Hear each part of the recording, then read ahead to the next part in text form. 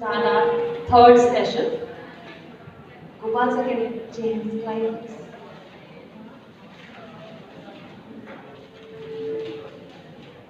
Thank you, sir. So our next topic will be the need for biomedical waste management.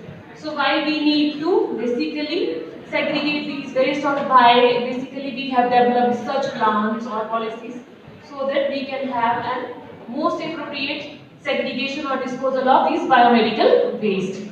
So as you are already aware of the biomedical waste, so it is basically generated by while we are taking care of any living organism. So bio refers basically to the living, and medical means if we are providing any sort of medical treatment to them. So that can include basically diagnostic services or the treatment facilities or any other thing that we are going to utilize for the human or either the animals. Okay?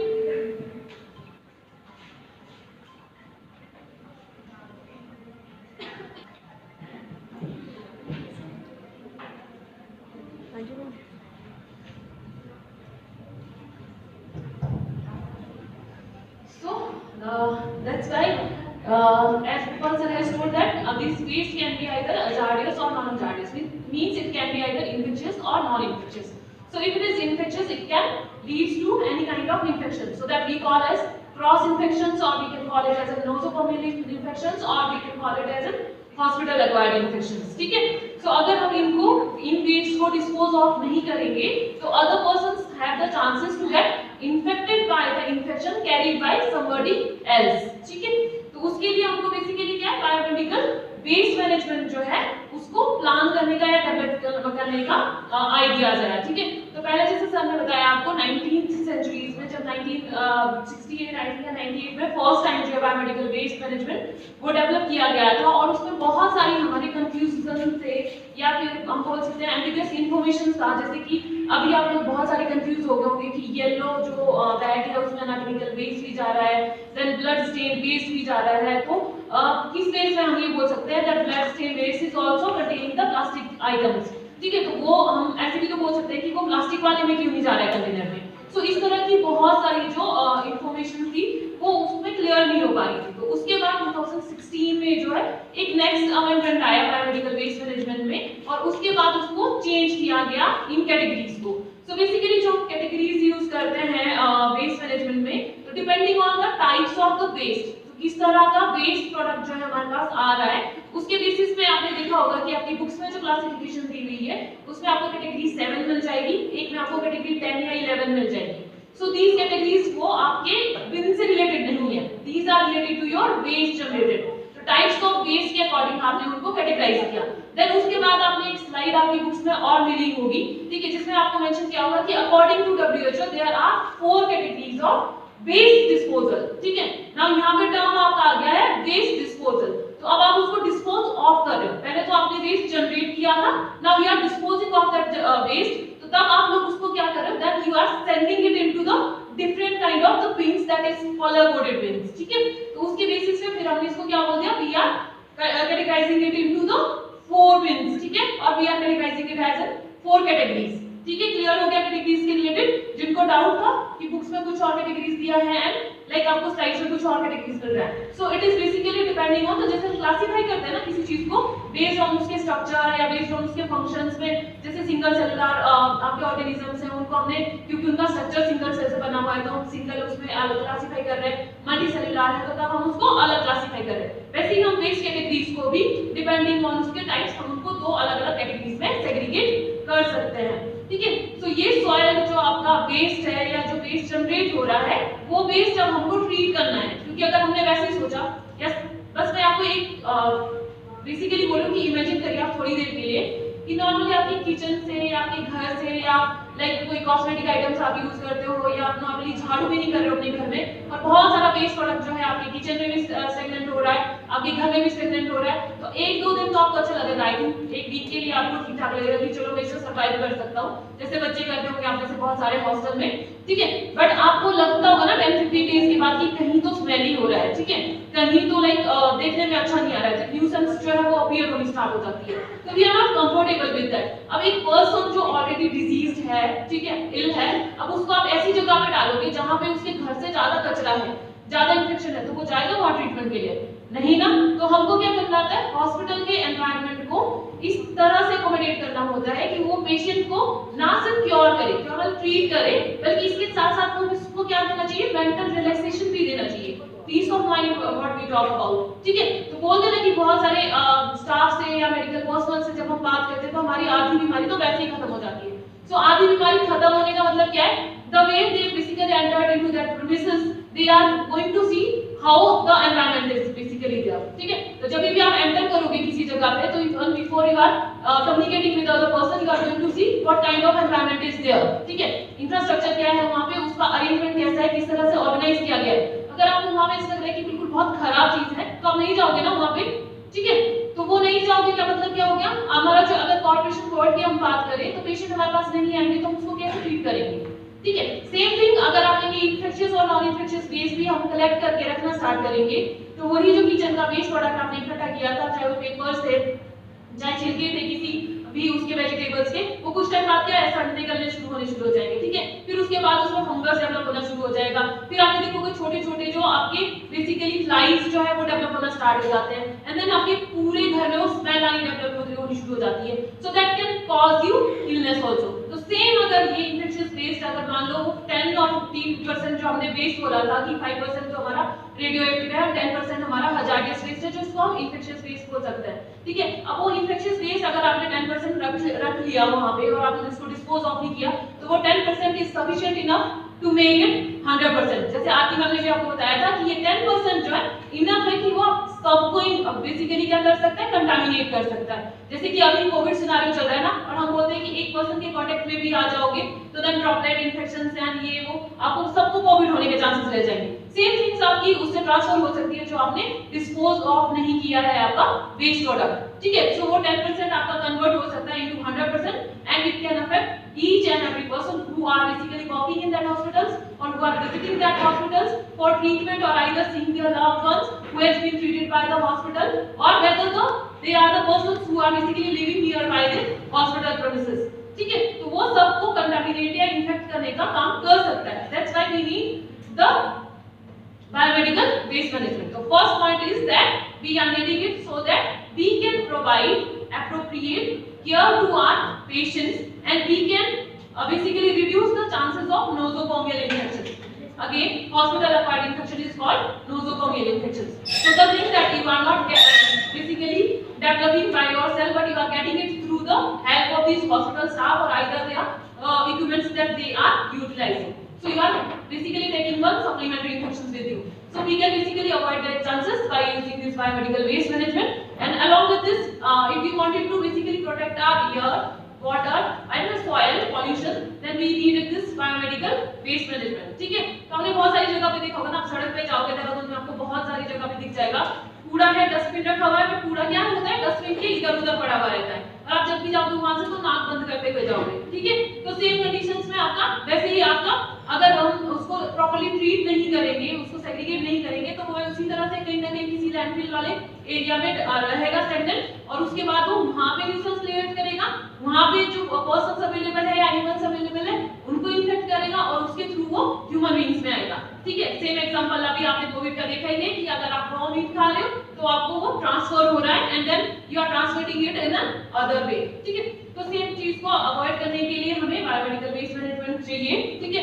इसके अलावा अगर हम चाहते हैं कि हमारा hospital environment जो है वो क्लियर हो, ठीक है, और क्लीन हो, और जो भी पर्सन हमारे हॉस्पिटल को विजिट कर रहा है, ठीक है, वो हमारी बेसिकली हम बोल सकते हैं कि टीआरपी, ठीक है, उसको भी बढ़ाने का काम करें। तो उसके लिए बेसिकली क्या चाहिए होगा, हमें एनवायरनमेंट क्लीन चाहिए होगा, तो उसके लिए हमें डिस्पोज ऑफ करना होगा जो भी वेस्ट हम जनरेट कर रहे हैं, चाहे वो जनरल वेस्ट है, नॉन हजार्डियस वेस्ट है, चाहे आपका हजार्डियस वेस्ट है, तो हमको उसको भी बेसिकली क्लीन अप करना है। तो यहाँ पे कुछ टाइप ऑफ वेस्ट है जो आपको क्लासिफिकेशन में सर ने भी बताए थे, like general waste, biomedical waste और अदर वेस्ट। सेम आपको मैम ने भी बताया है कौन कौन से वेस्ट हो सकते हैं, लाइक केमिकल वेस्ट हो सकते हैं, ह्यूमन एनाटॉमिकल वेस्ट हो सकते हैं, एनिमल एनाटॉमिकल वेस्ट हो सकते हैं, शार्प्स हो सकते हैं, साइटोटॉक्सिक ड्रग्स हो सकती है। तो ये सारे वेस्ट जो है इनका ना अलग अलग इंपैक्ट हो सकता है on an individual or on a particular population or the person who are basically taking care of that. ठीक है, तो पहले जैसे आपको यहाँ पे स्लाइड्स में बेसिकली विजुअलाइज हो रहा है कि ह्यूमन एंड एनिमल वेस्ट और द सॉइल वेस्ट, ठीक है। सो अगर ह्यूमन एनिमल वेस्ट है तो वो सफिशिएंट इनफ है, अगर वो थोड़े से भी अमाउंट में अवेलेबल है और आप उसके डायरेक्ट कांटेक्ट में हैं तो that can cause you HIV, ठीक है, और आइदर हेपेटाइटिस और any other kind of disease which can be transmitted either through the blood born और either through the utilization of anything which is basically coming in direct contact with the patients and thereafter to the healthcare persons who is taking care of that particular patient, ठीक है। Then sharps, it can basically injure you like needle stick injuries, and Ankita has explained that it can cause various kind of infections in your body, or you can basically get as a gift from the patient if you are not handling these sharps effectively. So that can also lead to any kind of infections or other injuries to you. Then cytotoxic or radioactive drugs, they can basically lead to the cancer, ठीक है। So cancer किस वजह से हो सकता है, आपने देखा होगा radioactive and cytotoxic drug. Now cytotoxic drugs are those drugs which basically harmful for our cells, ठीक है। तो either तो वो सेल को क्या करना शुरू करेगी, म्यूटेट करना शुरू करेगी, मतलब जो उसका नॉर्मल फंक्शन है सेल का वो उसको उसके अंदर क्या रखेगी, एब्नॉर्मलिटी करना स्टार्ट करेगी। तो या तो सेल एप्टोसिस में चली जाएगी और अपने आप के मतलब बेसिकली बोल सकते हैं सुसाइडल टेंडेंसी जो है वो डेवलप कर लेगी और टाइम से पहले नेक्रोसिस डेवलप होना स्टार्ट हो जाएगा, ठीक है, और वो ऑर्गन फेलियर होना स्टार्ट हो जाएगा। या आइदर वो क्या हो सकता है कि वो एब्नॉर्मली ग्रोथ कर सकती है and that can convert into the benign और मैलिग्नेंट ट्यूमर्स, देखो ये वाले कंडीशंस डेवलप हो सकते हैं। तो वही आपको बेसिकली शो किया हुआ बर्थ डिफेक्ट जो है वो डेवलप हो सकता है, जैसे कि टेरेट्रोजेनिक हम बोल सकते हैं अंडर साइटोटॉक्सिक ड्रग्स की प्रेगनेंसी के टाइम पे बेसिकली आपने सुना होगा कि we are not providing any kind of drugs to the pregnant ladies even if she is suffering from any abnormal disease condition until it is not basically riskable for the mother, that we are in a way that we can lose the life of the mother, then only we are going to provide some sort of medications to mother, otherwise we are not going to provide any medication to mother. Okay, so paracetamol is the safest drug that we can use in the pregnancy, but other than this other drugs can act as a tetragenetics and they can lead to the birth defects. Birth defects are such defects which is basically acquired by a newborn baby during its period in the womb, or we can say that the 9 months when it is basically living inside the body of a female. At that particular time period they can develop any kind of birth defects. So that can be as a result of cytotoxic drugs or either the radioactive waste products that we are basically not disposing of in a proper way. The other type of waste is basically chemical waste. So chemical waste can lead to the poisoning, like lead poisoning can be there. There can be the skin inflammations or infections can be there. Skin irritability can be there. So dermatitis is the inflammation of skin layers or dermis. Then conjunctivitis can be there if it gets in contact with the eyes, like your shampoo, normal shampoo can also cause minor inflammation in your eyes. So these can be basically caused by these chemical waste. To avoid these consequences or infections, we can basically avoid them by utilizing a proper biomedical waste management system. So each and every hospitals are having their policies and they will provide you training before you are going to be recruited as a staff in that particular time period. So by the time of your selection, you will be having an orientation program, and under that orientation programs, you will be made aware of the policies that particular hospital is following, and under that policies you will be getting to know about biomedical waste management and how they are following and what kind of policies they are basically having to deal with the biomedical waste. Clear till now? Okay, so next slide. So next is who is at risk of developing the hazards of biomedical waste. So Aarti ma'am has already discussed about this.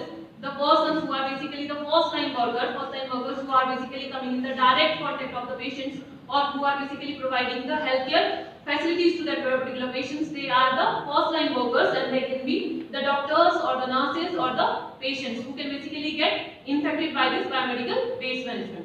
Like for example, if I am going to inject medications to a particular person, like आप किसी को आपने गए होंगे Covid vaccination के लिए भी, तो आपने देखा होगा कि आपके सामने जो स्टाफ है, ठीक है, वो टीयर कर रही है, ठीक है, जो इंजेक्शन का आपका बेसिकली एम्बुलेंस है उसको टीयर किया जा रहा है, तो प्लास्टिक रैपर है उसके अंदर जिसको टीयर किया गया।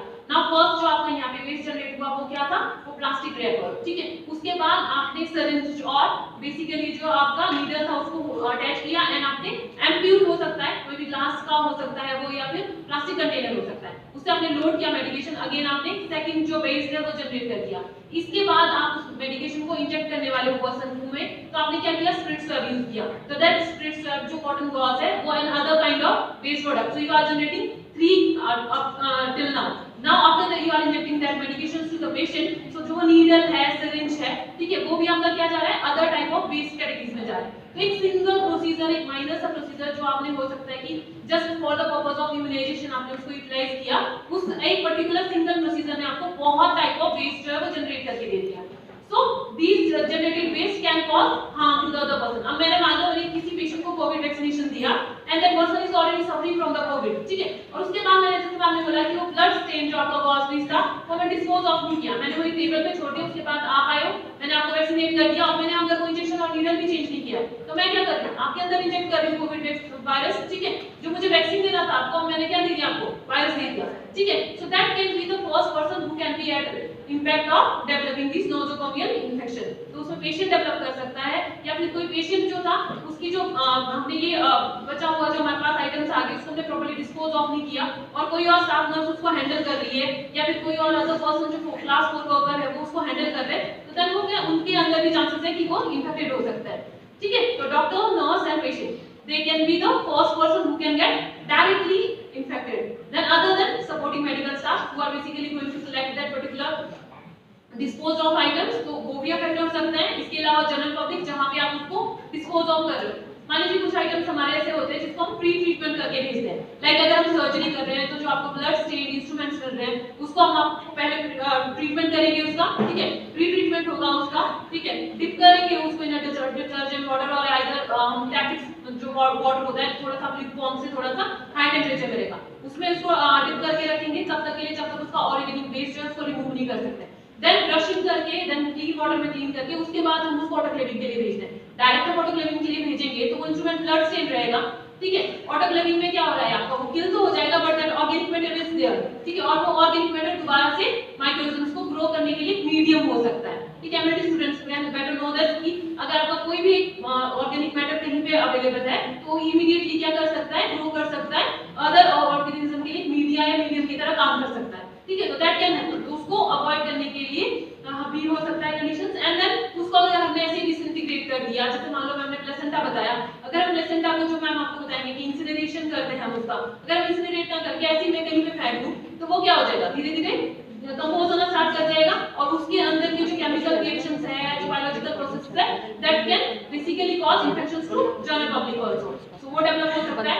देन जो पर्सन है जो कलेक्ट कर रहे हैं, अगर हमने पंक्चर प्रूफ बैग में शाफ्ट नहीं रखे हैं तो देन वो क्या कर सकते हैं, किसी और पर्सन को इंजर कर सकते हैं, ठीक है, तो कलेक्शन एंड डिस्पोजल स्टाफ भी हो सकता है इसमें। Then facility person, now facility personal और the staff is referring to those persons who are basically treating it at a designated area, तो एक designated area डेवलप किया गया है, इंडस्ट्रीज डेवलप की गई है जहाँ पे ये सारा आपके आइटम्स जो है वो डिस्पोज ऑफ होंगे और वो इसको प्रॉपर्ली ट्रीट करेंगे, तो दैट ट्रीटमेंट पार्ट जो ऑटोक्लेविंग है, इंसिनरेशन है, केमिकल डिसइंफेक्शन है, तो आगे मैम आपको डिटेल में बताएंगी, बट मैं सिर्फ आपको जस्ट एक आइडिया या ओवरव्यू दूंगी कि प्री ट्रीटमेंट हम कैसे कर सकते हैं इस चीज का, ठीक है।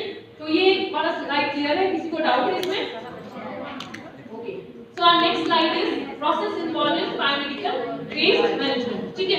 तो क्या स्टेप्स जो है, बच्चे किसी को कोई डाउट है आप बात कर सकते हैं डायरेक्टली, ठीक है, बट बीच में मत बोलिए ना, जो सुन भी रहा होगा उसको भी नहीं सुनेगा।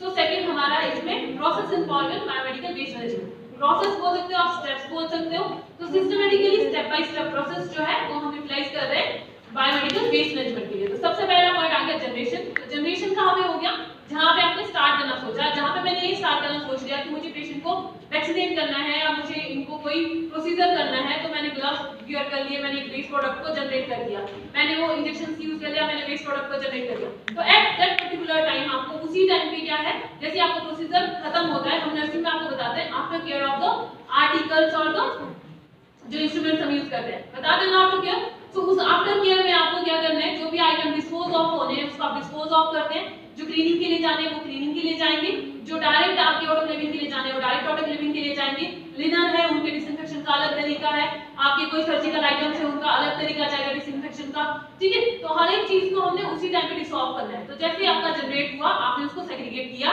ठीक है, जैसे आपने प्लास्टिक रैपर को प्लास्टिक कंटेनर जो आपका होल्ड करेगा उसमें डाल दिया, देन छाप को छाप वाले में डाल दिया, ठीक है, और अगर सॉइल लिनन है तो ब्लड स्टेन है तो उसको अलग डाल दिया, या उसको इमीडिएट ट्रीटमेंट की अगर जरूरत है तो हाइपोक्लोरिक सॉल्यूशंस हो गया, आपके या ब्लीचिंग सॉल्यूशंस हो गया, उसको यूटिलाइज करके उसको प्री ट्रीटमेंट देके देन हम इसको बेसिकली ट्रांसपोर्टेशन के लिए भेज रहे हैं या फर्दर ट्रीटमेंट के लिए भेज रहे हैं। तो वो प्रोसेस आपका आएगा सेग्रीगेशन का। तो सेग्रीगेशन मतलब आप कैटेगराइज कर रहे हो डिफरेंट वेस्ट को इनटू अ डिफरेंट कैटेगरीज। तो ये जो 4 बिन्स आपको बताए गए थे कलर कोडेड, उसमें आपने क्या किया, सेग्रीगेट कर दिया। कौन सा आइटम कहां जाएगा, कौन से बिन में जाएगा, वो आपको सेग्रीगेशन करना है। तो पहले जनरेशन हुआ, जैसे आपका प्रोसीजर कंप्लीट हुआ, आपको इमीडिएटली क्या करना है, सेग्रीगेट करना है। देन उसके बाद जब ये 3/4 फिल हो जाएगा आपके जो बैग है, इसको टाई अप कर दिया जाएगा, ठीक है, और दोबारा से ये रीओपन नहीं होंगे, ठीक है।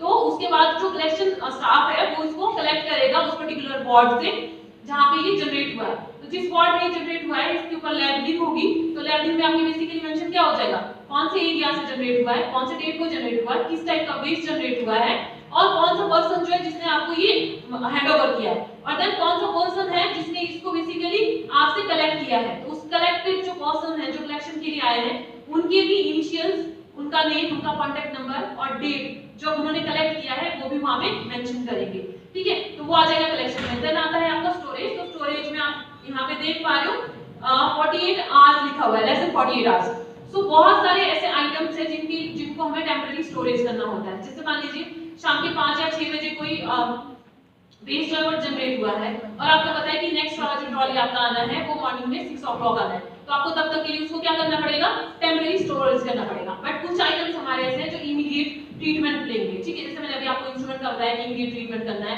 जैसे प्लेसेंटा है या ह्यूमन वेस्ट है, ठीक है, उनका इमीडिएट ट्रीटमेंट करना है। तो अगर लैंडफिल एरिया जो अवेलेबल है हॉस्पिटल वालों के पास, तो कुछ जो ऐसे आइटम्स है उनको हम इमीडिएटली डिस्पोज ऑफ कर सकते हैं। अदरवाइज अगर आपको सेल्फ किसी हॉस्पिटल का डिस्पोजल सेंटर्स है तो उसको बेसिकली उनको हॉस्पिटल के 75 किलोमीटर के दायरे के बाहर रखना है, ठीक है। उसके अंदर आप किसी को इंसिनरेशन या वैसी वाली चीजें यूज नहीं कर सकते। माइनर प्रोसीजर्स और माइनर ऑर्गन्स जो है अगर आपको उसको डिस्पोज करना है तो वो आप आपके हॉस्पिटल प्रेमिसेस में ही हो जाएगा। ऑटो क्लियर करना है जैसे इंस्ट्रूमेंट को, वो हॉस्पिटल प्रेमिसेस में ही हो जाएगा। सेंट्रल सप्लाई जो डिपार्टमेंट है वहां पे हो जाएगा। तो बीएचएमएच वाले स्टूडेंट है उन्होंने सेंट्रल सप्लाई डिपार्टमेंट उनका है यूनिट, ठीक है। देन जो अदर थिंग्स है वो आप मिनिमम 40 मैक्सिमम 48 आवर्स तक के लिए रख सकते हो, उससे पहले आपको उनको ट्रांसपोर्ट करना है, ठीक है। तो फिर ट्रांसपोर्टेशन किस तरह से किया जाएगा, तो जहां पे भी आपने स्टोरेज किया है उस एरिया का, उसके बाद जो ट्रांसपोर्टेशन अथॉरिटीज हैं उनको आप जब हैंडओवर करेंगे, अगेन आप लेबलिंग चेक करोगे, यस साइटोटॉक्सिक ड्रग्स है तो वो अलग से आपकी जाएगी। जैसे येलो बिन का बात किया था ना, उसमें साइटोटॉक्सिक ड्रग्स है, आपके जो अदर आइटम्स है वो जा रहे हैं ब्लड से।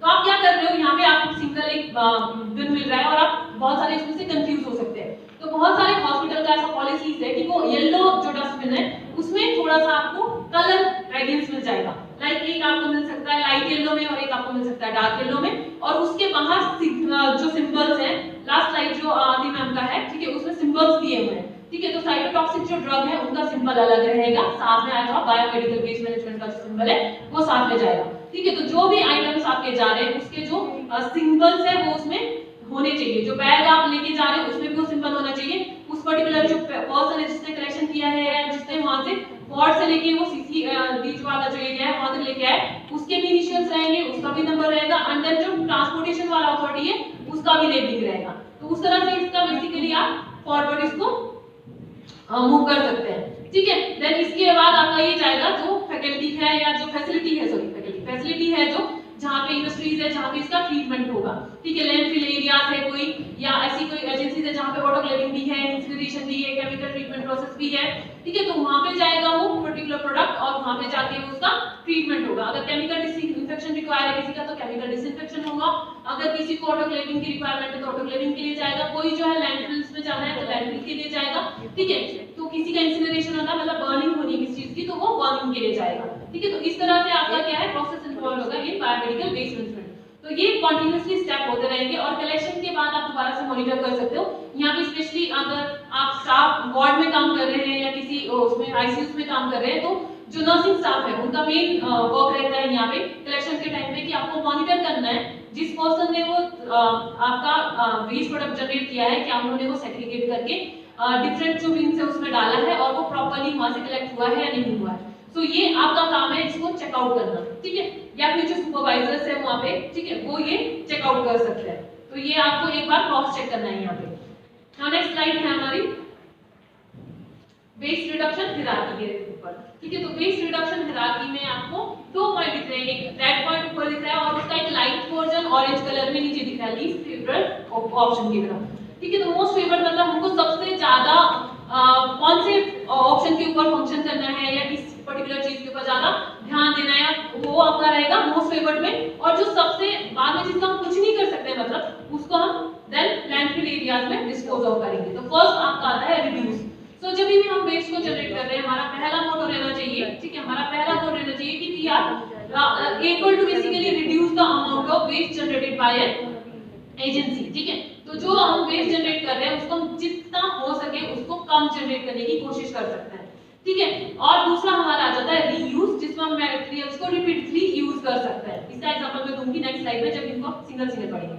नाउ रिसाइकलिंग, कुछ ऐसे प्रोडक्ट है जिनको हम क्या कर सकते हैं, रिसाइकल करके यूज कर सकते हैं। जैसे आप यहाँ देख सकते हैं फंडामेंटल लैब के बाहर एक बेसिकली आइटम प्रिपेयर किया है जिसको रिसाइकल करके यूटिलाइज किया गया है, तो उसको हम यूज कर सकते हैं। देन नेक्स्ट हमारा आ जाता है रिकवरी, ठीक है। तो रिकवरी में हम क्या करें, वो आइटम जिसको हम रिसाइकल नहीं कर सकते, रीयूज नहीं कर सकते, अब हम उसको किसी ना किसी ऐसे फॉर्मेट में कन्वर्ट कर सकते हैं कि आइदर हम उसके किसी पार्ट का या किसी कंपोनेंट का यूटिलाइज कर सके, जैसे कि हम एनर्जी के लिए यूज कर सकते हैं उसे, ठीक है। देन लैंडफिल्स जो आपका सेफ डिस्पोजल है, और लास्ट डिस्पोजल ऑप्शन है कि ना हम उसको रिसाइकल कर सकते हैं, ना रीयूज कर सकते हैं, ना यूटिलाइज कर सकते हैं, कुछ नहीं कर सकते। अब हम इसको क्या करेंगे, सीधा डिस्पोज करेंगे इन द लैंडफिल एरियाज, ठीक है। तो लीस्ट फेवर्ड ऑप्शन में आपका आ जाएगा लैंडफिल, उससे पहले हमारा reduce, reuse, recycle and recovery. So आपका ये प्री टेस्ट वाले उसमें था 3 आवर्स वाला, ठीक है, 3 आवर्स वाला एक ऑप्शन था। तो आपको 3 आवर्स मिल सकता है, आपको 4 आवर्स भी मिल सकता है। तो आपको इसमें से फाइंड आउट करना है कि कौन सा आवर जो है इसमें कवर अप नहीं है, वो वाला आवर उसमें नहीं होगा, ठीक है। तो ये 4 आवर्स है आपके वेस्ट रिडक्शन हायरार्की में। So next slide.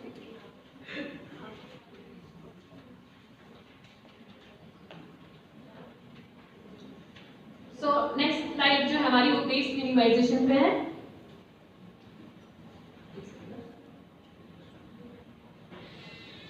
Waste minimisation, चलिए कोई नहीं, ठीक है। सो वेस्ट मिनिमाइजेशन को जस्ट वैसे ही पढ़ लेते हैं। वेस्ट मिनिमाइजेशन का मतलब रिडक्शन ओनली, ठीक है।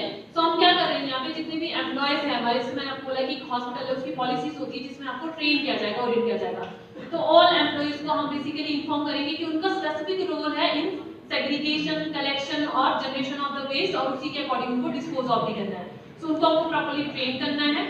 जितना भी हम आइटम्स जनरेट कर रहे हैं उसको सेग्रीगेट करेंगे ताकि हम वेस्ट को एटलीस्ट प्रॉपर्ली मैनेज कर सकें और जो इन्फेक्शन होने के चांसेस है, जो परसेंटेज है, उसको कट डाउन कर सकें, ठीक है। फिर उसके बाद हमारे जितने भी जो सप्लाईज है जो हमको चाहिए, लाइक मुझे कोई आइटम चाहिए और मेरे को पता है कि अगर मेरे पास, जैसे एक एग्जांपल मैम ने भी दिया था कि अगर आपके पास एक गॉज पैड आपको मंगवाना है तो आपको गॉज पीसेस जो है डिफरेंट साइज में मिल जाएंगे, ठीक है। अब आपको चोट लगी है इतनी और उसके लिए आप इतना बड़ा गॉज पीस अगर यूज कर रहे हो तो बेनिफिशियल नहीं है। और आप क्या करोगे, उसको क्लीन करने के लिए अगर इतना बड़ा गॉज पीस यूज करोगे तो आप क्या कर रहे हो, लार्ज अमाउंट में वेस्ट को जनरेट कर रहे हो। तब आप क्या कर सकते हो, छोटा पीस यूटिलाइज कर सकते हो और उस छोटे पीस को ही आप यूज करोगे तो आपका वेस्ट कैसा रहेगा, मिनिमम अमाउंट में रहेगा। तो आप स्मॉल जो स्केल में अगर आपको मिल रहा है वो स्मॉल पैकेजिंग में मिल रहा है उसको आप यूटिलाइज कर सकते हो, जो कभी कभार यूज होने वाला है, ठीक है। बट अगर कोई चीज ऐसी है जो आपके हॉस्पिटल में जिसका बेसिकली लार्ज अमाउंट में डिमांड होती है जिस क्वांटिटी की, तो उसको आप लार्ज पैकेजिंग में मंगवा सकते हो, ठीक है, क्योंकि वो जल्दी यूटिलाइज हो जाएगा और आपका एक ही कवरिंग जो आउटर है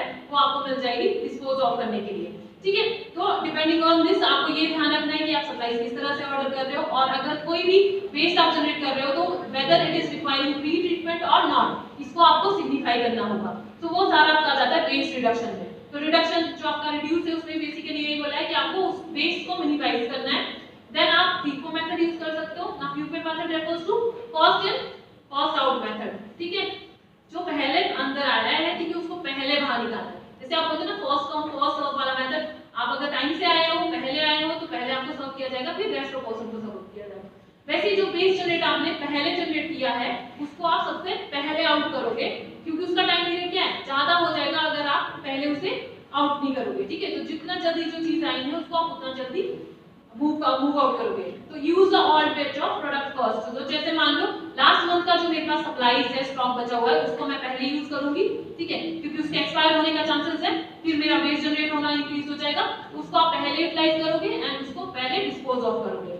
फिर आपको इन्वेंटरी कंट्रोल रखना है, फार्मेसी या स्टॉक रूम कहीं पे भी है, आपका कोई भी आइटम जो है अगर वो जल्दी एक्सपायर होने वाला है तो अगेन आपको उसको पहले यूटिलाइज करना है, अगर वो खराब हो रहा है तो आपको पहले से डिस्पोज ऑफ करना है ताकि वो बाकी चीजों को खराब ना करे। देन रीयूजिंग में क्या है, बहुत सारे प्रोडक्ट हमारे से जिनको हम सेकंड लाइफ की तरह यूज कर सकते हैं। आपने देखा होगा ना हॉस्पिटल्स में, वैसे वो एग्जैक्ट मतलब मेथड नहीं है, हमारी पॉलिसीज में नहीं है वो, पर आपने देखा होगा कि कहीं कहीं जो आप हॉस्पिटल में जाओगे, ट्रस्ट हॉस्पिटल्स होंगे या बाकी हॉस्पिटल्स होंगे या नॉर्मल कोई भी छोटा स्केल का हॉस्पिटल है, तो कहीं कहीं जगह पे आपको जो कॉलेज कैथेटर है, जिसको बेसिकली यूरिनरी कैथेटर है, जिसको आपने यूटिलाइज करना था यूरिन, अगर किसी का यूरिन स्टैग्नेशन है या फिर इनकॉन्टिनेंस है उस कंडीशन में यूरिन को निकालने के लिए, वो आप यूज वहां पे वो किस में मिलेगा, आपको टॉनिक पेड की तरह मिलेगा, वो आपको यहाँ बांध के सैंपल आपका विड्रॉ कर रहा है, ठीक है, या आपको ग्लव्स मिल जाएंगे, ग्लव्स बांध के आपका सैंपल विड्रॉ किया जा रहा है, ठीक है। तो ये कुछ मेथड्स ऐसे हैं जिनको हम तब यूज करते हैं जब हमारे पास अदर फैसिलिटीज अवेलेबल नहीं है या फिर हम किसी एक्सट्रीम ऐसी डिजास्टर वाली कंडीशन में है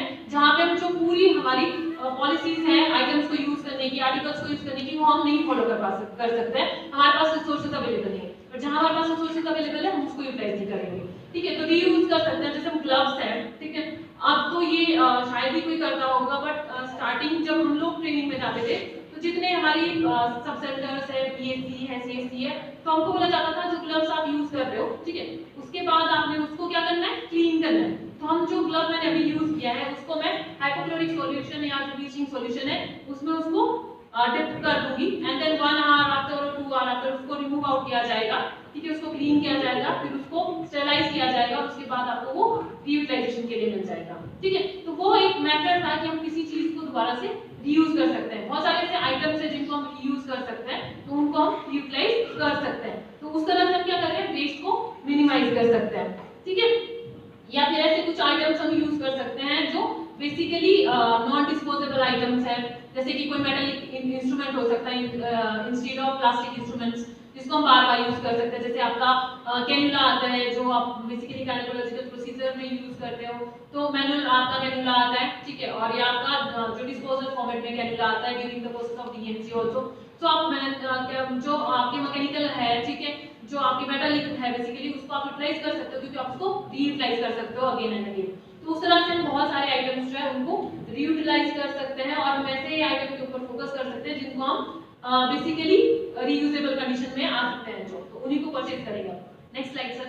सो नेक्स्ट स्लाइड में आपका बेसिकली होगा रिसाइकलिंग, ठीक है। तो रिसाइकलिंग में जिनको हम दोबारा रीयूज नहीं कर सकते उनको हम बेसिकली क्या कर सकते हैं, रिसाइकल कर सकते हैं। जैसे आपने घर में देखा होगा ना कि अगर आपके पास कोई बेडशीट है वो टॉर्न हो गई है, ठीक है, और आपको आपकी मम्मी की अगर वो फेवरेट बेडशीट है तो आप उनको डिस्पोज ऑफ नहीं करने देंगे आपको, ठीक है, क्या करेंगे, उसको कट करेंगे और उसका या तो कुशन कवर बना लेंगी या तो कोई अदर चीज में यूटिलाइज करेंगी। वैसे बहुत सारी ऐसी आइटम्स होती हैं घर में जिसको हम बेसिकली फेंक के लिए रिसाइकल करते हैं। या फिर आपने जापानीज टेक्निक देखी होगी कि अगर उनका कोई यूटेंसिल गिर जाता है, लाइक कप अगर गिर गया, प्लेट्स अगर गिर गई है, तो बेसिकली वो क्या करते हैं, उन सारे आइटम्स को कलेक्ट करेंगे और उसको दोबारा से रीजॉइन कर लेंगे, ठीक है, और उस आर्ट को एक फॉर्म कुछ और फॉर्म में नाम बोलते हैं, आप गूगल पे ढूंढ सकते हैं, मुझे याद नहीं है वो, और वो पीसेस इतने लाइक ब्यूटीफुली आपको देखने के लिए मिलेंगे, आपको लगेगा कि यूनिक चीज है, लाइक हम इसको बाय कर सकते हैं और उनको यूटिलाइज भी करते हैं अपनी डेली लाइफ में, ठीक है। तो वो हम किस में कर सकते हैं, रिसाइकलिंग में कर सकते हैं। ऐसे आइटम्स को हम यूटिलाइज कर सकते हैं, जैसे कि प्लास्टिक बैग्स है, ग्लास है, मेटल्स है, ठीक है, उनको हम रिसाइकल करके यूज कर सकते हैं,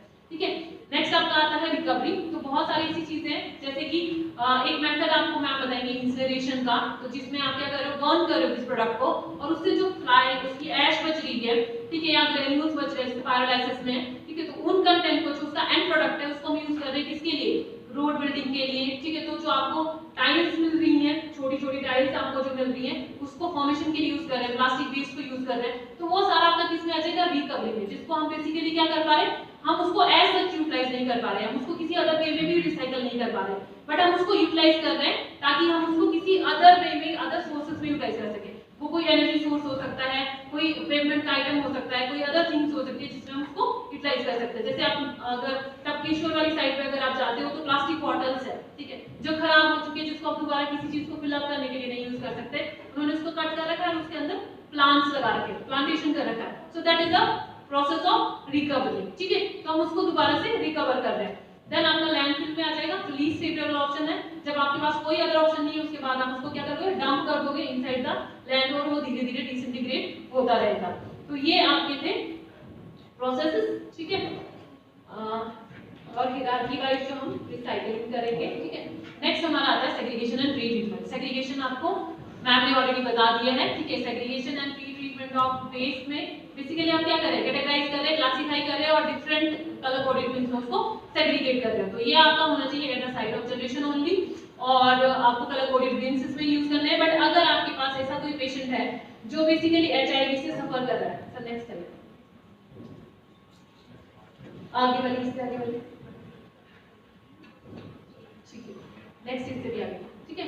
तो अगर कोई ऐसा पेशेंट है जो जैसे मान लो ब्लड बॉर्न इन्फेक्शन है जिसको, या HIV का एक एग्जांपल दे देते हैं, अगर आपके पास ऐसा कोई पेशेंट है तो उसका जनरेटेड वेस्ट, चाहे आप किसी भी तरह का वेस्ट उसने जनरेट किया है, उस जनरेटेड वेस्ट को आप सेपरेट बिन में बेसिकली, मतलब जो बिन आपके है उसको आप सेपरेटली भेजेंगे। जैसे मान लो एक वार्ड में आपको एक ही कंटेनर मिलेंगे, मतलब एक ही तरह के आपको 4 बिन मिल सकते हैं, और आप वहाँ पे 15 पेशेंट है, 10 पेशेंट है, आप उन सबका जो आइटम है वो डिस्पोज ऑफ कर रहे हो इन्हीं बिन्स में, ठीक है। बट अगर वहीं पे आपके पास कोई HIV एड्स वाला पेशेंट है या ब्लड बॉर्न इन्फेक्शन वाला पेशेंट है, तो आप उसके लिए क्या करेंगे, सेपरेट बिन्स यूज करेंगे, और उसके जो वेस्ट प्रोडक्ट है वो भी सेपरेटली आपके डिस्पोज ऑफ होंगे, ठीक है। तो नेक्स्ट हमारा है हैंडलिंग ऑफ बायोमेडिकल वेस्ट। तो इसमें आपके जो जितने भी टाइप्स ऑफ बायोमेडिकल वेस्ट है उसको हम हैंडल किस तरह से कर सकते हैं, उससे रिलेटेड पढ़ेंगे, ठीक है। तो जैसे एक एग्जांपल है MM डिपार्टमेंट वाले, जब आप लोग कोई मीडियम तैयार करते हैं, बैक्टीरिया या वायरस, उसको ग्रो करते हैं, चेक करते हैं कि कौन सा टाइप का बैक्टीरिया है, राइट श्रुति मैम, ऐसे कुछ करते हैं, ठीक है। तो उसके बाद आप उसको डिस्पोज ऑफ करते हो। तो जब आप उसको डिस्पोज ऑफ करते हो और वो कोई ऐसी वाली चीज है जो क्रॉस इन्फेक्शन कॉज कर सकती है, ठीक है, तो तब आप उसको क्या करोगे, जब आपने उसको पैकेजिंग करनी है या लेबलिंग करनी है तो उसका मेथड आपका अलग हो जाएगा, क्योंकि वो क्या है, ऐसी चीजों को कंटेन कर रहा है जो किसी अदर पर्सन के लिए सफिशिएंट है स्मॉलर अमाउंट में भी डिसीज कॉज करने के लिए, और आप उसको फ्रीली ट्रीटमेंट नहीं प्रोवाइड कर सकते हैं। तो तब आप क्या करेंगे, 3 टाइप की जो पैकेजिंग है आप उसके लिए यूटिलाइज कर सकते हैं। तो फर्स्ट जो आपकी पैकेजिंग आएगी वो ग्लास हो सकती है, कोई बॉटल कंटेनर आप यूज कर सकते हैं, ठीक है, उसको डिस्पोज ऑफ करने के लिए। तो कोई भी एक टाइप का बॉक्स हो सकता है जो बेसिकली ग्लास कंटेनर से बना हो, जिसमें एब्सॉर्बेंट हो, और उसके अंदर आप उस लिक्विड को या मीडिया को डिस्पोज ऑफ कर सकते हैं। देन उसके बाद आपका जो सेकंड लेयर ऑफ आएगी उसकी, वो आ जाएगी लीक प्रूफ बैग की। कोई प्लास्टिक कंटेनर हो सकता है जो उसको आउटर साइड से कवर अप करेगा, एंड देन उसके बाद एक बॉक्स होगा जिसके अंदर आप थर्ड लेयरिंग करोगे, ठीक है। तो बॉक्स के अंदर वो जाएगा, बॉक्स को आप सील अप करोगे, उसके ऊपर टैग लगाओगे अगर वो साइड टॉक्सिक है या फिर आपका कोई बेसिकली बायोमेडिकल वेस्ट वाला है तो टैग लगेगा, और उसके साथ साथ उसमें नेम हो या अगेन ऑथराइजेशन पर्सन कौन है जिसकी लैब से वो आ रहा है, ठीक है, उस लैब का नाम क्या है, किस पर्सन ने बेसिकली उसको जनरेट या आपको इशू किया है, और कलेक्शन जो कर रहा है पर्सन उसका नाम क्या है, वो डेट डालेगा, और उसके बाद वो वहां से डिस्पोज ऑफ होगा, ठीक है। तो उस तरह का लेबलिंग जाना है, पैकेजिंग, तो हर एक आइटम बेस्ड ऑन उसका टेंडेंसी क्या है उसके बेसिस पे हम उसको पैकेजिंग या लेबलिंग करते हैं, फिर हम उसको डिस्पोज ऑफ करते हैं। तो पहला जो हमारे पास यहाँ पे है वो है इन्फेक्शियस वेस्ट। तो इन्फेक्शियस वेस्ट मतलब जो हमको इन्फेक्शन कॉज कर सकता है। अब कोई भी चीज जो अगर मैंने आपको बोला कि आपको इन्फेक्शन कॉज कर सकती है, आप डायरेक्टली से टच नहीं करोगे ना, पहले आप क्या करोगे, ग्लव्स पहनोगे, ठीक है, या आप ये चेकआउट करोगे मैं इसको किस तरह से थ्रो कर सकता हूँ, ठीक है, मेथड क्या है इसको थ्रो करने के लिए, तो वो आएगा आपका इन्फेक्शियस वेस्ट में। तो pre handling of infectious waste से अगर आपको वेस्ट जनरेट हो रहा है तब आप क्या करोगे, तो सबसे पहले आप जब वेस्ट जनरेट कर रहे हो आपके पास पर्सनल प्रोटेक्टिव इक्विपमेंट जो है वो अवेलेबल होने चाहिए, ठीक है, या यूनिवर्सल प्रिकॉशंस जो है आप उसको फॉलो करेंगे। नर्सिंग वाले स्टूडेंट बता सकते हो यूनिवर्सल प्रिकॉशन में क्या क्या आता है, बताओ अंकिता। नेक्स्ट, बाकी तो कोई बोल ही नहीं रहे कुछ, ma'am mask, gloves, gown, cap, shoe cap, okay, sit down, ठीक है। तो आप जितने भी आपके जो पर्सनल प्रोटेक्टिव इक्विपमेंट्स है, कोविड में आपने देखा होगा एक कंप्लीट सूट दिया जा रहा है आपको, बूट्स दिए जा रहे हैं, मास्क दिया जा रहा है, ठीक है, गॉगल्स दिए जा रहे हैं, आई ग्लव्स दिए जा रहे हैं, ठीक है। तो वो सारी चीजें आप यूटिलाइज करेंगे जब आप हैंडल कर रहे हो इन्फेक्शियस वेस्ट को, और उसके लिए जो मीन्स आप यूज करोगे वो हमेशा लिड मतलब उसका जो है कवर्ड होने चाहिए लिड से, और उसमें बैग्स जैसे मैंने आपको बताया, ठीक है, बैग्स अवेलेबल होने चाहिए, एंड जो पिन और बैग्स है वो आपके कलर्ड होने चाहिए, मतलब किस टाइप का वेस्ट है वो किस टाइप के बैग्स में वो जा रहा है बेसिकली। फिर लेबल करोगे आप उसको किसके साथ, बायोहजार्ड का जो साइन है उसके साथ, सिंबल के साथ, और फिर आप जैसे ही आपको लग रहा है कि 3/4 है, या अब एवरी टाइम जिसकी पर्सन की शिफ्ट चेंज हो रही है, जैसे मान लीजिए नर्सेस की जो शिफ्ट रहती है मॉर्निंग में रहेगी आपकी 8 to 2, देन आपकी रहेगी 2 to 8, फिर आपकी नाइट की शिफ्ट रहेगी 8 to 8, ठीक है। तो जब आपकी एक शिफ्ट कंप्लीट हुई है और अगर वो 3/4 भी भरा हुआ नहीं है तभी भी आप उसको टाई ऑफ करोगे एंड देन उसको बेसिकली वहां से कलेक्ट करने के लिए बोल दोगे, ठीक है। तो every time your shift is getting change. वैसे एमएमएमएलटी वाले जब आप सैंपल्स लेते हैं और आप जब पर्टिकुलर अपने शुरू के टाइम पे हो तो आप उसको क्या करोगे, डिस्पोज ऑफ करोगे इमीडिएटली। ठीक है, तो ये कहीं पे भी हो सकता है, आईसीयू में हो सकता है, ओपीडीज, ओटीज, तो ये कहीं पे भी है, तो आपके पास एक स्पेसिफिक बिन वहाँ पे अलॉटेड होगा और आपको उसको यूटिलाइज करना है। ठीक है, कलर कोडेड बिन्स को आप यूटिलाइज कर सकते हैं और उसके बाद कोई इन्फेक्शियस वेस्ट जो है वो डिस्पोज ऑफ होगा। उसके बाद आपका अगर उसको ट्रीटमेंट है, केमिकल ट्रीटमेंट की रिक्वायरमेंट है तो पहले केमिकल ट्रीटमेंट होगा और उसके बाद अगर उसे ऑटोक्लेविंग के लिए जाना है तो ऑटोक्लेविंग के लिए जाएगा और अगर डायरेक्ट ऑटोक्लेविंग या इंसिनरेशन के लिए जाना है, माइक्रोवेविंग के लिए जाना है तो उस हिसाब से वो बेसिकली आपका मूव करेगा। नेक्स्ट आपका हो गया सर, नेक्स्ट आ जाएगा आपका शाफ्ट्स का। ठीक है, तो शाफ्ट्स का ऑलरेडी मैम ने बहुत अच्छी तरह से बताया, पंक्चर प्रूफ कंटेनर में आपका जाना है और आपको बेसिकली उससे रिलेटेड डेंजर्स जो है याद रखने कि आपका बैग जो अगर वो पंक्चर प्रूफ नहीं होगा तो आप भी उसको क्लोज करते टाइम क्या कर सकते हो, हार्म कर सकते हो, उसको नीडल स्टिक इंजरीज हो सकती हैं और जो आपके रैक स्पीकर्स है या जो वेस्ट स्पीकर्स है या वेस्ट हैंडलर्स है एट द लैंडफिल एरियाज वो उनको बेसिकली क्या कर सकते हैं, without even treating that particular product वो उनको दोबारा से रीसेल कर सकते हैं। ठीक है, तो अगर उसी तरह इन्फेक्शियस वेस्ट दोबारा से रीसेल हो गया तो अगेन वो डेंजर पॉजेस कर सकता है किसी अदर पर्सन के लिए। तो अगेन आपको यहाँ पे भी और कभी भी आप कोई भी टाइप का वेस्ट हैंडल कर रहे हो आपको पर्सनल प्रोटेक्टिव इक्विपमेंट जो है वो वियर करने ही करने, मतलब जैसे अभी आप लोग ये कर रहे थे, प्रोसीजर कर रहे थे, ठीक है, तो आपको ग्लव्स जो है वो वियर करना है, उसके बाद ही आप टच कर सकते हो किसी आइटम को, अदरवाइज आप क्या हो गए, खुद कंटामिनेटेड हो गए। ठीक है, आप उसके बाद बैठे भी होंगे, आईज में हाथ लगाए होंगे, ईयर्स में लगाए, मुंह में लगाए होंगे, सारा कंटामिनेशन क्या कर दे, खुद का कंटामिनेशन खुद ही कर दिया। ठीक है, वो चीज को आपको बेसिकली रिमाइंडर में रखना है जब भी आप किसी भी वेस्ट को हैंडल करते हैं। ठीक है, सो सेपरेट पॉइंट होगा, आप दोबारा से किसी को रीकैप या क्लिपिंग नहीं करोगे, तो जैसे हमने बैंडिंग या ब्रेकिंग ऑफ नीडल्स नहीं करोगे वो एक्सीडेंटल इनोकुलेशन कर सकता है। ठीक है, बट एक और मेथड भी है कि आप में से ऐसे लोग बहुत सारे लोग होंगे जिनका एक क्वेश्चन आ रहा होगा कि ठीक है मैम हर जगह पे जो पेशेंट वाला एरिया है वहाँ पे हमारे पास इंसिनरेटर तो नहीं होगा, हब कटर तो नहीं होगा, ठीक है, डिस्पोज ऑफ करने के लिए, तो हम क्या करें। ठीक है, तो तब आप क्या कर सकते हैं, आप उसको इंस्टेड ऑफ बेंडिंग ऑफ जो आप गॉज पैड जो है एक्स्ट्रा लेके चल सकते हैं साथ में और आप उस नीडल को विदाउट रिकैपिंग आप उसके ऊपर होल्ड कर सकते हैं, बेंड कर सकते हैं उस गॉज पैड पे। आपने खुद के हाथ में नहीं किया, रिकैपिंग करोगे अगर उसको तो वो आपके खुद को पंक्चर कर सकता है। ठीक है, बेंड करोगे तो आपने बेंड किया, अगर हाथ का मोशन ठीक नहीं रहा, हैंड ठीक नहीं रहा, मूवमेंट ठीक नहीं रहा तो आपको इंजर कर देगा, अगेन नीडल स्टिक इंजरी होगी। तो आपको अवॉइड करने के लिए आप एक एक्स्ट्रा गॉज पैड साथ में लेके चल सकते हो और आप उसमें उसको स्टिक कर सकते हो। और जब आपका जहाँ पे बेसिकली डेजिग्नेटेड एरिया है इसको डिस्पोज ऑफ करने का, जैसे कि नीडल है तो हम उसको इंसिनरेशन यूज कर सकते हैं, या आपको छोटा सा कितना सा बॉक्स मिलेगा, आप जैसे ही उसके अंदर नीडल डालेंगे ना वो पूरी तरह से बर्न हो जाएगा नीडल डालने का, फिर बच जाएगा उसका हब, उसको हब कटर से कट कर दिया और उसके बाद बचा हुआ प्लास्टिक आपका प्लास्टिक कंटेनर में चला गया। ठीक है, तो उस तरह से आप यूटिलाइज कर सकते हैं। देन अगर आपको जो शेडिंग है, ठीक है, शेडिंग करने से पहले उसको डिस्पोज ऑफ करना है या फिर आपको केमिकली डिसइंफेक्ट करना है तो आप उसके लिए आप हाइपोक्लोराइड सॉल्यूशन यूज कर सकते हैं, आप नॉर्मली ब्लीचिंग गोल्ड होते हो, ठीक है, उसको यूटिलाइज कर सकते हैं और उसके बाद वो डिसइंफेक्ट या ऑटोक्लेविंग के लिए जा सकता है। ठीक है, तो ये आपको ध्यान रखना है जब आप शाफ्ट को हैंडल कर रहे हो। और शाफ्ट को नेक्स्ट शाफ्ट को जब आप हैंडल कर रहे हैं तो इसके साथ साथ आपको ये भी ध्यान रखना है कि आपका जो स्टाफ है, चाहे वो नर्सेज है जो पेशेंट के डायरेक्ट कांटेक्ट में है, चाहे वो अदर पर्सन है, आपको टिटनेस टॉक्सॉइड और जो आपके हेपेटाइटिस की वैक्सीनेशन है वो होना मैंडेटरी है। ठीक है, तो टीटी आपको पता है 6 मंथ में आपको टीटी लगवा लेना चाहिए, अगर आपको इंजरी हुई है कोई माइग्रेन तो आपका उससे प्रिवेंशन हो जाएगा। ठीक है, तो वो सारा आपका आ जाएगा शाफ्ट में। नेक्स्ट हमारा है liquid waste. So liquid waste hospital में जनरेट हो सकता है क्या, क्या क्या वेस्ट हो सकता है लिक्विड, ब्लड, यूरिन और एक्सपायरी मेडिसिन। ठीक है, लिक्विड्स कुछ भी हो सकते हैं। ठीक है, तो वो सारे लिक्विड वेस्ट को भी आप क्या कर सकते हैं, डिस्पोज ऑफ कर सकते हैं। तो लिक्विड वेस्ट को डिस्पोज ऑफ करने के लिए आपको ये डिटरमाइन करना है सबसे पहले कि वो इन्फेक्शियस है या नहीं। ठीक है, अगर इन्फेक्शियस है तो आपको पहले उसको न्यूट्रलाइज करना होगा और फिर आप उसको ट्रीटमेंट के लिए ले सकते हैं, और अगर वो नॉन इन्फेक्शियस है तो देन वो डायरेक्टली आपका जो अदर जो आपकी वाटर्स कंटेंट है उसके साथ आप उसको फ्लश कर सकते हैं इनटू द सीवर और वो डायरेक्टली आपका बेसिकली क्या हो जाएगा, ट्रीटमेंट के लिए चला जाएगा। तो उसका जो प्रोसेस है लिक्विड वेस्ट जो आपका डिस्पोज ऑफ किस तरह से होता है, उसको ट्रीट किस तरह से होता है, उस प्रोसेस को बोलते हैं PDP, liquid disinfection unit. Basically it refers to effluent treatment plant. Effluent is the water that has been basically called as waste, और जिसको हम यूज कर चुके हैं, जैसे कि आपका किचन का वेस्ट हो गया, ठीक है, आपके टॉयलेट वेस्ट हो गया, हॉस्पिटल में पेशेंट की क्लीनिंग के लिए जो वेस्ट प्रोडक्ट्स है, तो वो सारा आपका ईटीपी में आएगा। ईटीपी भी मैं आपको डिटेल में बताएंगे, ठीक है, बट आप कहाँ से करिए, मैं यहाँ से बता दूँ, ठीक है। तो ईटीपी बेसिकली आपका क्या करता है, 2-3 तरह का ट्रीटमेंट रिक्वायर करता है, प्राइमरी, सेकेंडरी एंड टर्शियरी, ठीक है।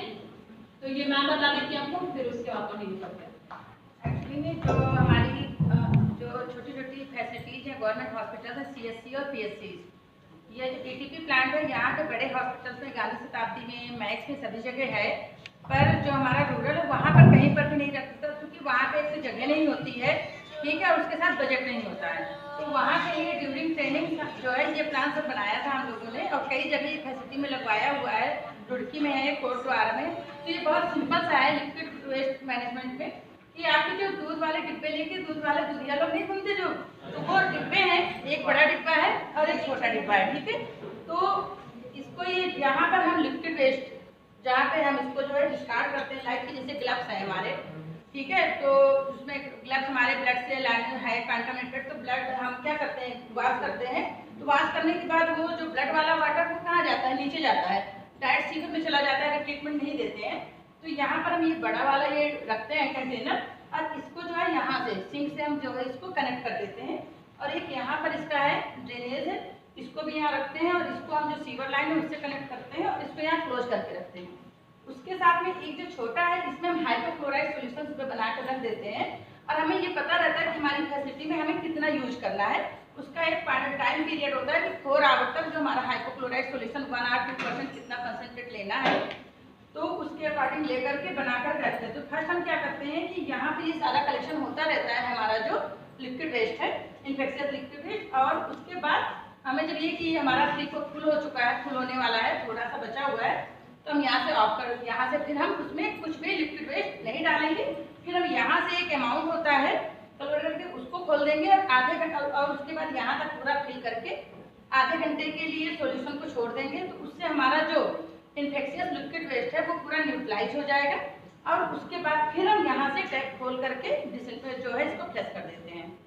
तो इस तरीके से क्या कि छोटी फैसिलिटीज में जहाँ पर कि गवर्नमेंट बहुत ज़्यादा फंडिंग नहीं कर रही है और नंबर ऑफ पेशेंट भी बहुत ज़्यादा नहीं है, तो वहाँ पर हम इस तरीके से जो है ये मेथड यूज कर लेते हैं। तो इससे हम लिक्विड वेस्ट को प्रॉपर जो है, जो हमारा इन्फेक्शियस लिक्विड वेस्ट है उसको डिसइंफेक्ट करके प्रॉपर फ्लश भी करेंगे सीवर में। तो उसके साथ में क्या है, बाहर जा करके वो अगर कहीं और वाटर बॉडी के साथ में मिक्स हो रहा है तो वहाँ पर वो इन्फेक्शन को स्प्रेड नहीं करेगा। ठीक है, थैंक यू।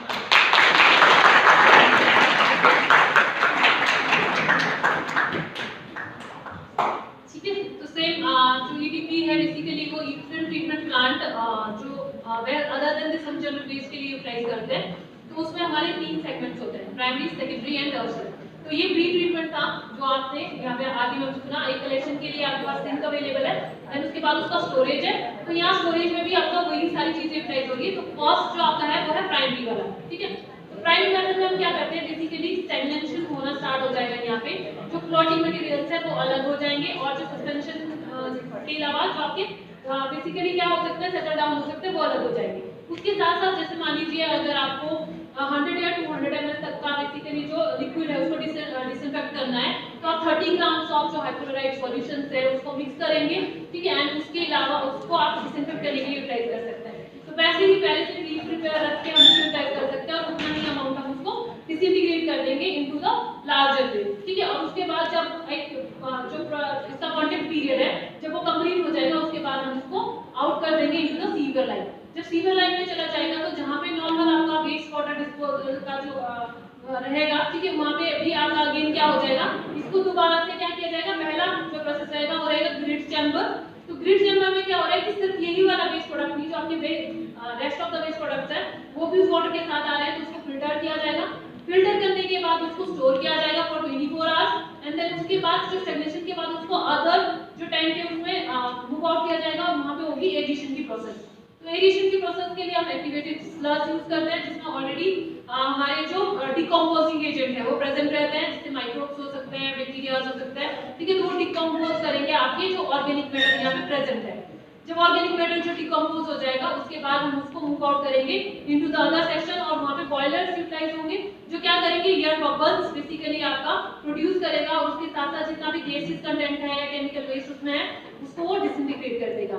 उसके बाद वो फर्दर जाएगा नेक्स्ट प्रोसेस के लिए और वहां पे आप जो बेसिकली आप बोल सकते हो हाइपोक्लोरिक सॉल्यूशन जैसे हमने प्री ट्रीटमेंट में यूज किया वैसे हम वहां पे यूज कर सकते हैं और उसके बाद वाटर को ट्रीट किया जाएगा और उसका पीएच जो है 7 पे हम मेंटेन करके चलते हैं और फिर वो ट्रीटेड प्लांट में जो ट्रीटेड आपका टैंक होगा जो ट्रीटमेंट प्लांट वाला जो टैंक होगा जो वाटर को रिसीव करेगा वहां पे भेजा जाएगा उसके बाद आप उसको दोबारा से रीयूज कर सकते हैं। तो इसका एक मेथड अगर आपको देखना है तो आपका जलकर विभाग नियर बाई है, ठीक है, आप वहां पे चेकआउट कर सकते हैं, ये सारा प्रोसेस आपको वहां पे मिल जाएगा, ठीक है। तो ये केमिकल डिसइंफेक्शन के लिए था। नेक्स्ट हमारा है रेडियोएक्टिव मटेरियल्स का जो वेस्ट है। तो आपको पता है कि बहुत सारी चीजें जैसे एक्सरे और फिल्म्स आपने यहाँ पे देखी, बहुत सारी चीजों में आपको क्या बोलते हैं, आपको बोला जाता है कि आपकी पेट के अंदर या आपका कोई एक पर्टिकुलर ऑर्गन है जो ट्विस्टेड है या टर्न है या हमको आइडेंटिफाई नहीं हो रहा अल्ट्रासाउंड के थ्रू कि बेसिकली ये है क्या चीज। अल्ट्रासाउंड ने ये बता दिया कोई तो माल फंक्शंस है या कोई तो अबनॉर्मलिटीज है बॉडी। अब आपको ये चेकआउट करना है whether this is a mall rotation और दिस इज अ स्टेनोसिस और अदर काइंड ऑफ कंडीशन। तो क्या आपको बोला जाएगा कि आपको एक सुबह खाली पेट आना है और आपको एक सैशेस दिया जाएगा, ठीक है, और आपको बोला जाएगा इसको पी के आना, ठीक है। तो अगर आप बेसिकली बात कर रहे हैं वेरी ब्रीफली या रेडियोआइसोटोप्स में आप आयोडीन यूज कर सकते हैं, ठीक है, तो उनके लिए वो आपको दिया जाएगा, पैलेडियम दिया जाता है आपको, ठीक है। तो वो आप क्या करते हैं उसे लेते हो तो वो क्या कर रहा है, वो रेडियोआइसोटोप्स आपकी बॉडी के थ्रू मूव कर रहे हैं और जहां पे वो नैरोइंग प्रेजेंट है या स्टेनोसिस प्रेजेंट है या कंस्ट्रिक्शन प्रेजेंट है वहां पे वो ज्यादा अमाउंट में कलेक्ट हो जाएगा। तो जब आप अल्ट्रासोनोग्राफी करोगे या रेडियोलॉजिकली एनालाइज करोगे उसको तो आपको क्या है वहां पे उस पर्टिकुलर एरियाज में आपको ज्यादा शाइन बेसिकली देखने के लिए मिल जाएगा, ज्यादा अमाउंट में वो रेडियोएक्टिव आइसोटोप्स जो अपने आप को रिफ्लेक्ट करना स्टार्ट कर देगा। तो वो आप वहां पे चेक कर सकते हो। उसके बेसिस पे जो ये रेडियोएक्टिव डाइज है उनको हम यूज करते हैं आइदर डायग्नोस्टिक पर्पसेस के लिए और इन्हीं रेडियोएक्टिव चीजों को हम यूज कर सकते हैं कैंसर्स में भी एज अ ट्रीटमेंट के लिए। तो ये जो रेडियोएक्टिव डाइज है, केमिकल डाइज है या रेडिएशंस है जो भी हम यूज कर रहे हैं, ठीक है, ये इनका बेसिकली जो जितना मेडिकल फील्ड में हम यूज करते हैं स्पेशली ऐसे टाइप के रेडियोआइसोटोप्स को हम यूज करते हैं जिनका शेल्फ लाइफ जो है वो कम रहता है, ठीक है, और जिनका रेडिएशन इग्निशन पावर जो है वो भी कैसा रहेगा, कम रहेगा। जैसे मान लो हम आयोडीन 125 यूज कर रहे हैं या 121 यूज कर रहे हैं तो उसका जो आपका शेल्फ लाइफ पीरियड है वो रहता है 70 डेज का।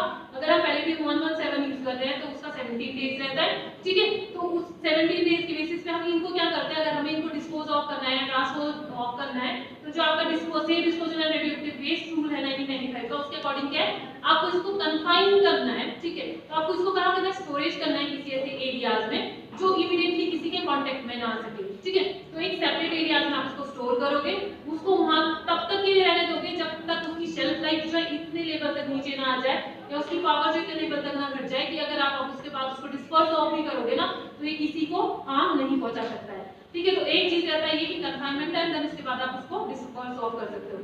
दूसरा रहता है डाइल्यूशन का, या आप उसको उसके साथ ऐसे मीडियम को ऐड करोगे कि वो कैसा हो जाएगा, बहुत ही लो जो कंसंट्रेशन है उसका बन जाएगा और उसके बाद आप एक लार्ज एरिया में उसको डिसइंटीग्रेट कर सकते हो ताकि हर एक एरिया को इतना ही पार्ट ऑफ रेडियोआइसोटोप्स मिले जो उसके लिए हार्मफुल ना हो। उस तरह से हम रेडियोएक्टिव जो है वेस्ट उसको बेसिकली डिस्पोज ऑफ कर सकते हैं, ठीक है।